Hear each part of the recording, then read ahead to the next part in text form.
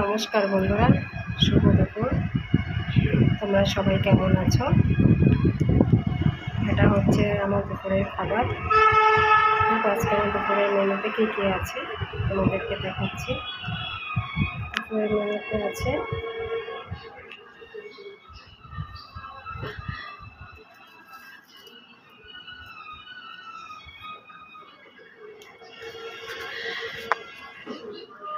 এটা হচ্ছে বেগুনের কলেজি, ধনেপাতা রসুন দিয়ে এর ভিতরে মশলা মাখিয়ে ভরে বানানো হয়েছে। এটা হচ্ছে লকি মানে লাউ দিয়ে শস্য বাটা বানিয়েছি। আর এটা হচ্ছে মাছের মাখা মাখা ঝোল বানিয়েছি, মাথা দিয়ে মাছ দিয়ে মাখা মাখা ঝোল বানিয়েছি। এটা হচ্ছে পেঁয়াজ আর এই হচ্ছে ভাত।